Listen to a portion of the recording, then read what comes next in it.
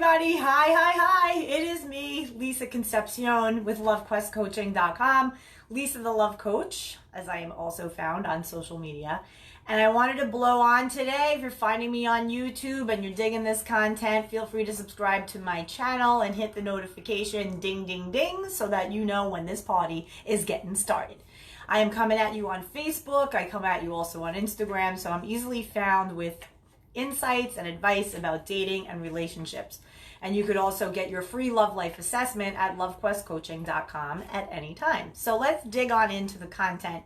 Today I am going to be talking about something that came up in my coaching practice, as I always like to draw upon actual people going through actual things that happen, that are normal, so that these situations can be of help and service to you guys. So this one is about co-parenting with people who have heavy narcissistic traits, narcissistic characteristics, full-blown narcissists, right? So you were with this person, now the marriage is over, but you still have these beautiful little babies that you need to co-parent together. And so there is a way to go about this. It takes a lot of practice and a lot of inner work, inner knowledge of yourself, how to navigate certain conversations.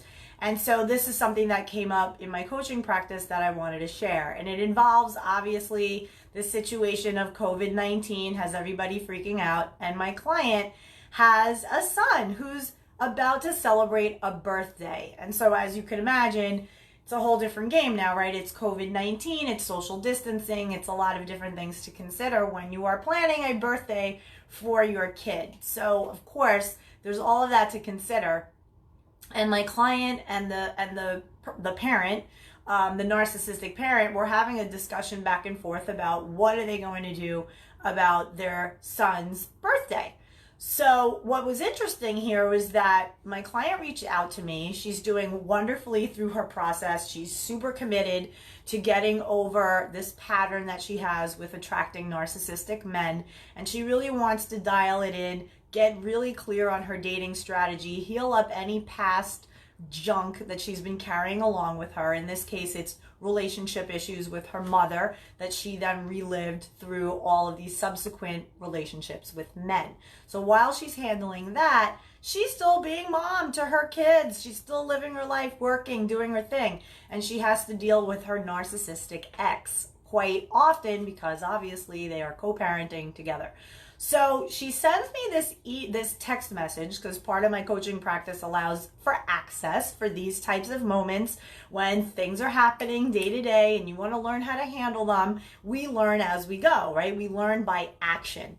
So she sends me this message and she's like second guessing herself a little bit about how she handled it, and it definitely triggered her because she doesn't want to get into a big drama conversation. She just wants to keep focused on her son, keep focused on the situation at hand, the fact that this boy has a birthday coming up and they're trying to do the right thing as parents for the boy, but they're also trying to be mindful of COVID and safety, and like we're still social distancing, and so what do we do?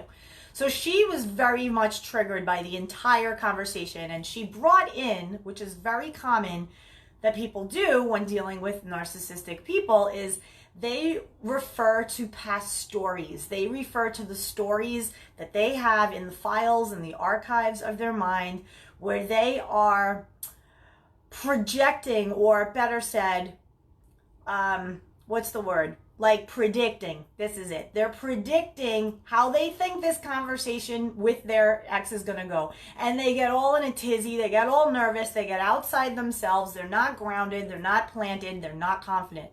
So I had a conversation with her on text and kind of worked her through, because I did understand the dad's point of view where he's like, listen, we have COVID-19. We can't just have a party. We have to the son asked if one friend can come over and sleep over. And, I was like, well, I mean, I could see how a parent would be like, no way, right? We're social distancing. How can a parent just be like, cool, you can sleep over somebody's house? So I was like in the middle, basically kind of assessing both. But where I'm coming at it from is not the topic at hand so much, but how it's being handled. Mainly, what is the trigger that's happening here? And why are you so nervous in having this conversation? And where do you stand on the topic? And so my client felt that her ex-husband was incredibly authoritative, that he was a steamroller, that he basically was like, this is the way this is going, period, end of story, and that's it, and didn't really allow anyone else to be heard, to express themselves, to validate them, to have any kind of empathy for them. And as we know, for those of you who are very well versed in the characteristics of narcissists, they lack empathy. They're not able to have empathy. So in the case of the dad, he is unable to listen to his son and empathize and offer that consolation, that nurturing, that softness, man to man, right? Man to son, that says, son, listen, I know it's your birthday and we're in an awful situation right now. The whole country, it's the whole world. It's awful. So let's talk about how we can make your birthday the best birthday under the circumstances, right? So I know you want to have your friends and be involved with your friends, but like, let's get creative and think about how we can do that. He does not, the dad does not have the ability to do that. He is not emotionally aware enough to have that ability. However, the mom, my client, is. She is highly empathic. She is a kind, gentle, beautiful soul. And she's able to hold that space.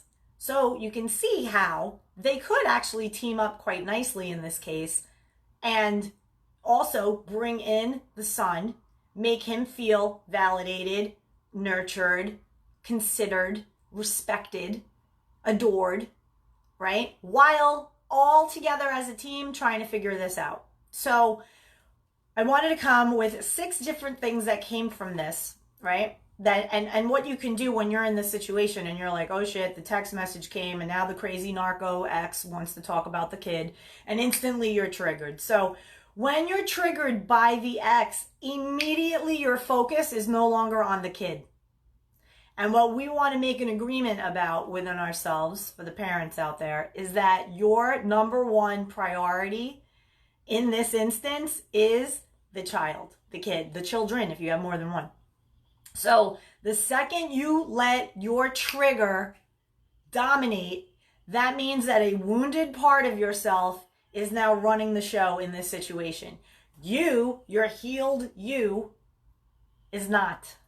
So you're basically parenting from the place that you were when you were with this ex. They triggered you and they put you right back into the marriage again, right back into the dysfunction again, and you're battling with this person or predicting battle with this person as if you were still back then, still back in it, right? So that ends up being triggered. You end up not making decisions right. It ends up being a highly charged interaction, and the children are immediately cast aside. It becomes a battle between you and your ex and not a collaboration to come to a solution for the benefit of the kids. So that's an important thing to note. When you are triggered, you need to do a centering exercise. I'm going to give you one right now that helps me a ton whenever I'm like operating from a place of ego and not from a place of soul.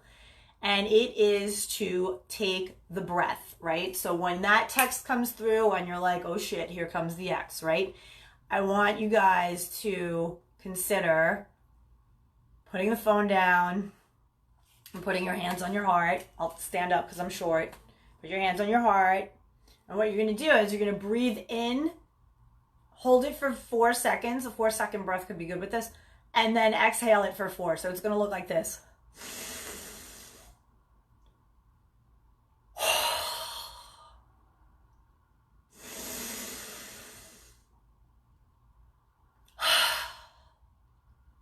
You're going to do this 4 times. 4 seconds, 4 times. By the 4th time, you're going to be chilling. You're going to be like, all right, let's go.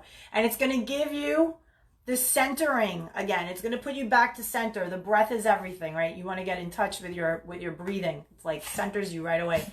And especially, what's the matter, my baby dog? What happened? You coughing? Sweetie pea. Anyway, so you want to get that sorted out with your breath. And then what you want to do is, once you feel centered, don't go to the phone right away. You're not going to answer right away. You have to craft your answer. And you have to give yourself the time and the space to consider yourself. So first it's breathing, the centering exercise, breathing, right? Then you're going to ask yourself, once you have your breath and you're firmly and you're planted and your hands are on your heart, you're like, whew, okay. How do I feel about this? How do I feel about this right now? I'm about to have a conversation about our kid or children with this person. How do I feel? And if it comes back, I feel anxious, I feel scared, I feel frustrated, I feel, I'm in fear. I'm definitely in fear. I'm in fight, right? It could be that. You want to knock somebody on their ass. It could totally be that. Whatever you're feeling, honor the feeling. You're going to sit there and be like, damn, like, I don't even want to get in a conversation with this guy. Like, I was having a great day, or this woman, I was having an amazing day, all this, it's good things, and now I'm going to be ruined by this. Okay, so you're already forecasting the doom. You don't want to do that. What you want to do is you want to be with your feelings, and you want to be like, okay, I have got to handle this. I get to choose how I want to handle this and when. I don't have to answer him back yet or her back yet. I could write back, got your message. Give me a few to think on this. I'll be in touch soon. That's it. And what that does, it establishes a boundary, number one. It affords you the time to center yourself, to get your thoughts together. You might even want to write down your thoughts. You might even just want to really organize your thoughts so that they can't steamroll you, if that's what you anticipate happening. Think of the end result that you want to come out of this and work it backwards. You don't want fighting. You don't want any kind of triggering, nothing. You want to communicate your side to it and come to an agreement that works out for everybody. Number 4 thing I wrote is this. If it's really, really, really, really, really hard to step away and break away from the fact that it is your triggering ex, like they're going to light you up the second they come through on your phone. If you can, it's not an easy thing to do, but some people can do it. Imagine you are parenting your children with someone else, just for a minute. And in that stance, let's say it's a nanny or a teacher and they're coming at it with some advice. Imagine how you would hold yourself and communicate with that person instead. Sometimes detaching from the ex, narc, co-parent, and attaching instead, for the purposes of this task, of this thing you have to handle, to a teacher or a counselor or some other person that is not the ex, who may be someone to weigh in on this. And it's not like you're going to seek out their counsel. You're just imagining how you would communicate to them. So to a teacher, let's say, for example, the teacher is saying to you, so listen, your son's birthday is coming. Obviously, we can't really do anything. It's COVID-19. Have you given any thought to what we're going to do about, your son's birthday? You would never say to that teacher, why do you have to come at me in the middle of a perfect day with this bullshit? I know what you're trying to do. You're trying to manipulate me. You're trying to make me look like the bad mom. You're trying to make me look like the bad cop. You do this all the time. You never in a million years would you say that to a teacher. You would say, I have been giving it some thought and it's just crazy what's going on. And I want to make sure that everybody's safe. I want to make sure that we make a really smart decision here. So let's kick around some ideas. So notice right there, just by substituting in your head, like, if I wasn't saying this to my narco ex and I was saying it to somebody else, how would I say it? So we want to get you out of the habit, the bad habitual reaction. We don't want you to have reaction. We want you to start responding. So typically when you're dealing with narcissistic people, they know how to provoke a reaction from you. You want to not have that. That's why you need the centering. You need to be like, I am not reacting to this. I am going to respond. So that's where the breathing comes in. Asking yourself, what do I need right now to respond? Do I need to not be in this room? If I am going to text them back, where do I need to be standing? Do I need a drink of something like cold? Am I hydrated? Like, I'm not kidding you. Like, you need to really do a check in on yourself so that you can really get yourself right, so that the energy that you're sending that communication with comes through. Because let me tell you, if you're triggered, they're going to pick up on that a million times till Tuesday, and they're going to come at it 10 times harder, and it's going to be World War III. But if you get centered within yourself and you take a leadership position in this, first for yourself, by asking, what's the desired outcome here? How do I protect myself, my sanity, my soul, so that I can have an interaction that is going to be of the benefit to the benefit of mainly my child? Notice your projections. This was a big one. So my client was very much attached to having her son part of the conversation. And she even said to me, I feel bad for my son. He misses his friend. So she is incredibly empathic. And she's also at a time in her life where she's doing this fabulous work on herself. She's doing amazing. She's doing major strides. She's putting boundaries. But there are times during this, of course, where you might feel a little lonely. You might be like, the bigness of it hits you every now and then of like, whoa, I'm doing all this work and it's like really overwhelming. And then like this thing happens and I have to tend to it. And I'm kind of this new person because I've been doing this work and I don't know how to handle it, right? So this is all super normal. But what you want to be really mindful of is like where you are in yourself, right? Are you feeling lonely? Are you feeling alone? Are you feeling like you're missing out on something? Are you feeling excluded? What are the feelings that are going at it? And then you can make sense of them, right? You can say and honor them, and you can say, I get what's going on. Okay. I was feeling this. I was taking on the fact that it's my son's birthday and I want him to have a great birthday. It's COVID, it's lockdown, this sucks. I love my kid and he misses his kid and his friend, he misses his best friend. And I know how awful that is when you're cooped up and you're homeschooled and all your friends and nobody wants to come for your birthday because everything's locked down. Like she's feeling the emotional charge that her kid may or may not have to his request of, can I have a friend over, just one friend. So we had this really cool conversation on text and it really was like clarifying because now she can look out for herself first. She doesn't have to, jump because the ex blows up her phone with a question about her son. She could just respond quickly and say, hey, just got your message. Let me think on this for a few. I'll get back to you later. And, not be so reaction. Bah! He texted me. I gotta write him back. No, you don't. No, you don't. You can eventually. But you could acknowledge that the text came through. You could be like, hey, I just got your message. I'm in the middle of some stuff. I do want to give this a lot of thought. I'm open to hearing any suggestions. And poof, bye.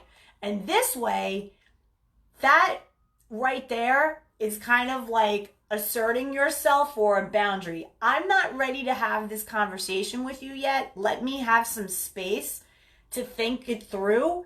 And typically narcissistic, sociopathic people, they don't want to give you space because they don't want you to be in your own head and in your own heart. They don't allow that shit. They want to like strong arm, tell you what's up, tell you how things are going to roll, and then you just acquiesce to them. But if you say to them, hey, got your message, light and easy breezy. Hey, got your message. I'm glad you're bringing this up. Give me a moment to think about it. Hit me with some suggestions. Open to hearing whatever you have to say. Like it's this way of handling them so that you're not into a narcissistic reaction, right? Like they're poking at you and you're just like, ready to go. It gives you that time to center yourself. And it also gives you the time to focus at the real key person involved, which is the child or the children, if there's more than one.